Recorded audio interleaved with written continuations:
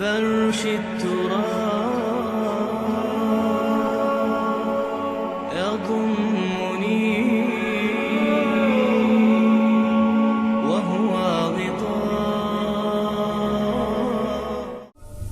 کوئی شخص یقین کے ساتھ نہیں کہہ سکتا کہ اب حالات کا کیا رخ ہوگا، اس لیے کہ ظاہر بات ہے قرآن مجید میں مستقبل کے بارے میں خود حضور سے کہلوایا گیا، وَإِنْ أَدْرِي أَقَرِيبٌ أَمْ بَعِيدٌ مَا تُوعَدُونَ. لوگوں مجھے معلوم نہیں ہے کہ جس بات کی تمہیں خبر دی جا رہی ہے وہ قریب آ چکا ہے یا دور ہے. وَإِنْ أَدْرِي لَعَلَّهُ فِتْنَةٌ لَكُمْ وَمَتَاعٌ إِلَىٰ حِينٍ.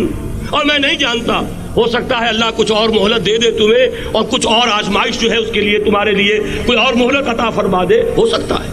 تو میں بھی کسی دعوے سے نہیں کہہ رہا، لیکن دو امکانات ہیں. امکان نمبر ایک کیا ہے؟ ابھی عالم اسلام کا ایک سالڈ بلاک ہے جو یہودی ورلڈ آرڈر کی نگاہوں میں کھٹک رہا ہے. میں کھٹکتا ہوں دل یزداں میں کانٹے کی طرح. اگرچہ ان کی اسٹریٹجی کیا ہے، ایک ایک کر کے ان کے حصے بکھرے کر کے تیا پانچا کرو. ابھی وہ بلاک کون سا ہے؟ ایران ہے، افغانستان ہے، پاکستان ہے، اور روسی ترکستان سے آزاد ہونے والی جو ریاستیں ہیں. یہ ایک سالڈ بلاک. یہ عجمی مسلمان عربی نہیں، عربی گئے، یہ نوٹ کر لیجئے. اس لیے کہ عربوں کو اللہ نے فضیلت دی تھی، محمد ان میں سے تھے صلی اللہ علیہ وسلم، یہ رتبہ بلند ملا جن کو مل گیا. لیکن ساتھ ہی اللہ نے دھمکی بھی دے دی تھی سورہ محمد میں، ان تتولوا یستبدل قوما غیرکم. اگر تم پیٹھ دکھا دو گے اس مشن کو جو ہم نے تمہارے حوالے کیا ہے، تمہیں ہٹائیں گے، کسی اور کو لے آئیں گے. اور یہ بات ہو چکی ہے 13ویں صدی عیسوی میں. 1258 میں جب سقوط بغداد ہوا ہے، عربوں کے ہاتھ سے عالم اسلام کی قیادت چھین لی گئی، معزول کر دیا. اس کے بعد قیادت کن کے ہاتھوں میں آئی؟ ترکوں کے ہاتھ میں. ترکان تیموری ہندوستان میں، ترکان صفوی ایران میں، ترکان سلجوقی مڈل ایسٹ میں، اور ترکان عثمانی کا تو کہنا ہی کیا ہے. وہ ایشیا مائنر سے چل کر آپ کو معلوم ہے کہ مشرقی یورپ کا کتنا بڑا علاقہ، دی گریٹ آٹومان امپائر کی صدی کے آغاز تک قائم تھی. اس صدی میں عجیب عجیب معجزے ہوئے ہیں. گریٹ آٹومان امپائر جو 3 بر اعظموں پر محیط، نام و نشان ختم. دی گریٹ USSR، نام و نشان ختم. اب تو روس صاحب ایک ملک کی حیثیت سے رہ گئے. یہ اس صدی میں دو اور وقت نہیں ہے میں اور آپ کو کیا بتاؤں. اس صدی میں تو بڑے بڑے عجیب عجوبے ہوئے ہیں. بڑی 2 عظیم جنگیں ہو چکی ہیں، تیسری جو ہے سر پر کھڑی ہے، دور نہیں ہے، جس کو حدیث میں کہا گیا ہے الملحمۃ العظمیٰ، تاریخ انسانی کی عظیم ترین جنگ. اور وہی صلیبی جنگ جس کا آغاز بوسنیا سے ہو چکا ہے.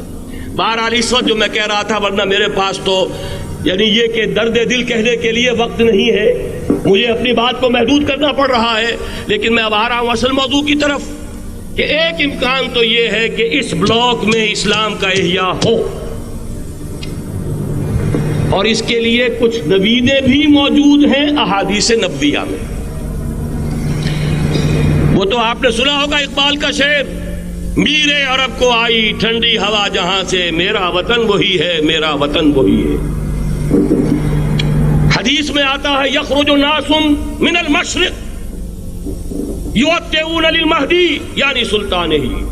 مشرق سے فوجیں نکلیں گی یہ جو کہ مہدی کی حکومت قائم کریں گی، اور یہ ہوں گے حضرت فاطمہ کی نسل ہی سے رضی اللہ تعالی عنہا.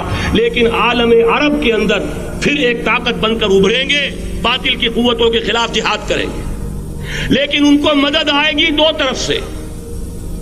ایک زمینی مدد آئے گی مشرق سے، ایک آسمانی مدد آئے گی. عیسیٰ ابن مریم کا نزول، حضرت مسیح علیہ الصلوۃ والسلام جو زندہ آسمان پر اٹھائے گئے تھے نازل ہوں گے. اور در حقیقت ان 2 مددوں کے نتیجے میں پھر یہود کا قلعہ قمع ہوگا، اور یہی گریٹر اسرائیل ان کا گریٹر گریو یارڈ بن کر رہے گا، عظیم تر قبرستان بن کر رہے گا. اس کی بڑی واضح حدیثیں موجود ہیں، اس کی بڑی تفصیلی خبریں موجود ہیں.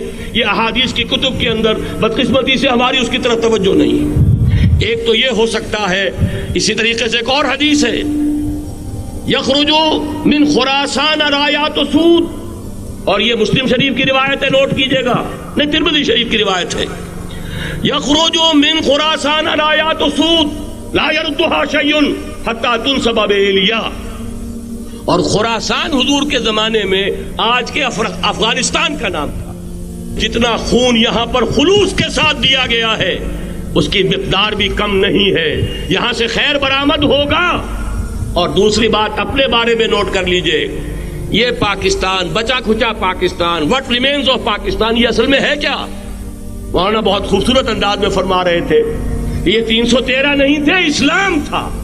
اسی طرح نوٹ کیجئے، پاکستان نہیں ہے، 4 صدیوں کی تجدیدی مساعی کا حاصل ہے. آپ نے کبھی نوٹ کیا ختم نبوت کے بعد اب سب سے اونچا منصب کس کا ہے؟ مجددین.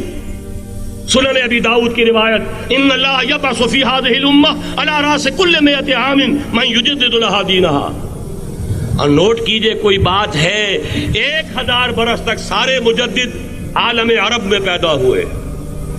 جیسے ہی دوسرا 1000 سال شروع ہوا، الف ثانی کا مجدد اعظم شیخ احمد سرہندی کہاں تھا؟ صنم خانہ ہند میں حاضر ہوا. میں شیخ مجدد کی لحد پر، وہ خاک کے ہے زیر فلک مطلع انوار، گردن نہ جھکی جس کی جہانگیر کے آگے، جس کے نفس گرم سے ہے گرمی احرار. وہ پھر 12ویں صدی کا مجدد اعظم امام الہند شاہ ولی اللہ دہلوی، 13ویں صدی کا مجدد اعظم سید احمد بریلوی، اس کے خون کا امین اور اس کے ساتھ کے شہداء کے خون کا امین، ان کے جسموں کا امین آپ کا خطہ ہزارہ، آپ کا خطہ سوات، اس میں ان کی جانیں ہیں جو دی گئی ہیں. اور وہ نہایت میں آپ سے عرض کر دوں، دور صحابہ کے بعد اتنا خالص اسلامی جہاد پوری مسلمان تاریخ میں نہیں ملے گا جتنا وہ تحریک شہیدین کا. 14ویں صدی ہجری میں شیخ الہند جیسا مجاہد اعظم کہ انگریز نے گرفتار کر کے قید بھی کیا ہے، تو کہاں؟ ہندوستان میں نہیں، کہاں؟ جزیرہ سائرس، کیا نام تھا؟ مالٹا، جزیرہ مالٹا بحر روم میں. اقبال کے نفس سے ہے لالے کی آگ تیز، ایسے غزل سرا کو چمن سے نکال دو. کہیں ہندوستان کی کسی جیل میں ہوا تو شاید اس کے نفس کی گرمی ہی سے کوئی حرارت پیدا ہو جائے. اور اسی صدی میں 14ویں صدی ہجری میں اقبال جیسا مفکر، اسی 14ویں صدی ہجری میں مودودی جیسا مصنف، اسی 14ویں صدی ہجری میں مولانا الیاس جیسا مبلغ رحمہم اللہ، عظیم شخصیتیں. آج پورے عالم اسلام میں آپ کو تبلیغی دوست ملیں گے. یہ کہاں سے شروع ہوئی تحریک؟ دہلی کی ایک چھوٹی سی مسجد سے.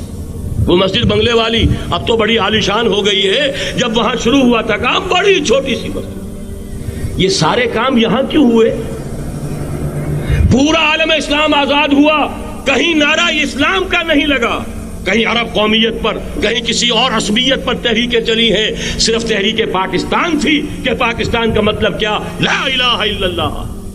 کوئی سبب ہے کہ یہاں قرارداد مقاصد پاس ہوئی، حاکمیت اللہ کی ہے کہ اکبر نام لیتا ہے خدا کا اس زمانے میں. یہ سارا ماضی سامنے رکھیے اور حضور کی دی ہوئی پیشن گوئیوں کا مستقبل سامنے رکھیے. ان دونوں سے ثابت ہوتا ہے اس خطہ ارضی سے کچھ ہونا ہے.